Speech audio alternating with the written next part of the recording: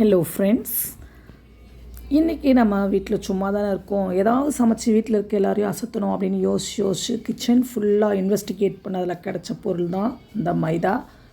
So இதை வச்சு நம்ம என்னடா பண்ணலாம் அப்படின்னு யோசிக்கும்போது ரொம்ப நேரம் யோசிச்சு என் மண்டைக்குள்ளே வந்த ஐடியா தான் கேக். எல்லோரும் ட்ரை பண்ணாங்களே, நாமளும் பண்ணி பார்ப்போமே அப்படின்னு சொல்லிட்டு கேக் பண்ணலான்னு முடிவு பண்ணிட்டேன். அதுக்காக இது கூடவே வீட்டில் இருக்க முட்டையும் எடுத்துக்கிட்டேன், ஒரு பெரிய பவுலும் எடுத்துக்கிட்டேன். முட்டையை உடச்சி ஊற்ற ஆரம்பிச்சிட்டேன். நம்பர் 1 உடச்சி ஊற்றியாச்சு. அடுத்து நம்பர் 2 முட்டையும் உடச்சி ஊற்றிக்கலாம். ஸோ பெரிய அகலமான பாத்திரமாக இருந்தால் நல்லாயிருக்கும். ஸோ இதை நல்லா கலந்து விடுங்க. நல்லா கலந்து விடணும். கலக்கிட்டே இருக்கணும். ஸோ கை வலிக்கும், ஆனாலும் விடாமல் கலந்துகிட்டே இருக்கணும். நம்ம எந்த அளவுக்கு கலக்கிறோமோ அந்த அளவுக்கு கேக் சாஃப்டாக இருக்கும். ஸோ நல்லா விஸ்கரை வச்சு கலந்து விடுங்க.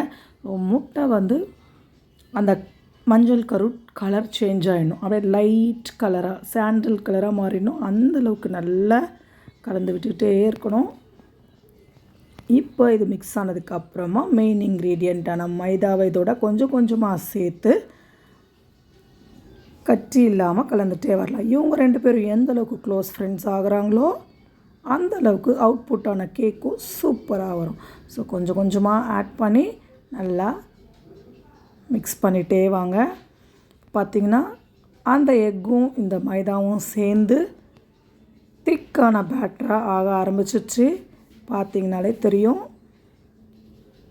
இது கூட இப்போ பவுடர்டு சுகரும் சேர்த்து நம்ம இன்னும் கொஞ்சம் நேரம் பீட் பண்ண போகிறோம். ஸோ இப்போ 3 பேர் தனித்தனியாக இருந்த ஃப்ரெண்ட்ஸை 3 பேரும் நம்ம ஒன்றாக்கி அவங்களோட ஃப்ரெண்ட்ஷிப்பை தூண்டிகிட்டே இருக்கும். அதாவது கலந்துக்கிட்டே இருக்கணும்.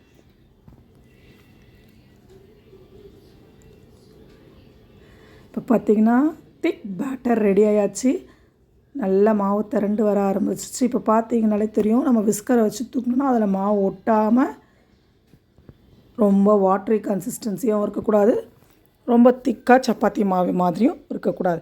இப்போ ரொம்ப main ingredient melted butter add பண்ணிக்கலாம். கொஞ்சமாக baking powder and cocoa powder ரெண்டுத்தையும் சேர்த்து இப்போ ஏற்கனவே இருந்தவங்களையும் புதுசாக வந்தவங்களையும் நல்லா கலந்து விடுங்க. கை விடாமல் நல்லா கலந்துக்கிட்டே இருந்திங்கன்னா சீக்கிரமாக பேட்டர் ரெடி ஆகிடும். பார்த்திங்கன்னா இது பாத்திரத்தில் ஒட்டக்கூடாது, நம்ம விஸ்கர்லேயும் ஒட்டக்கூடாது. நம்ம கலந்து எடுக்கும்போது அப்படியே மாவை கீழே விழணும்.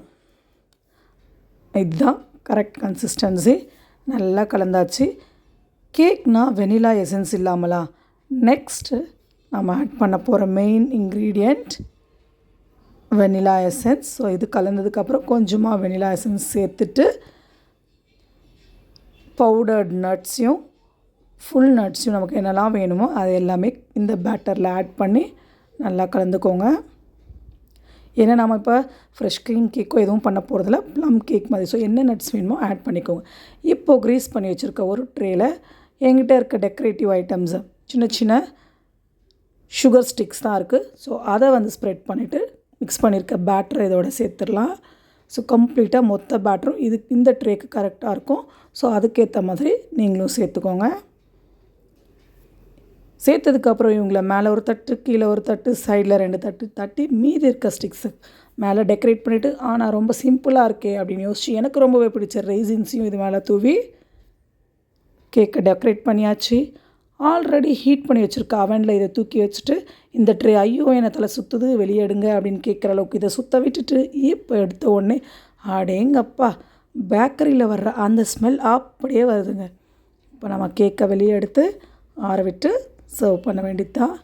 Wow, super smell. அடடா, என்னடா இது, எனக்கு பிடிச்ச ரெய்சின்ஸ் ஃபுல்லாக கருவண்டு மாதிரி ஆயிடுச்சு.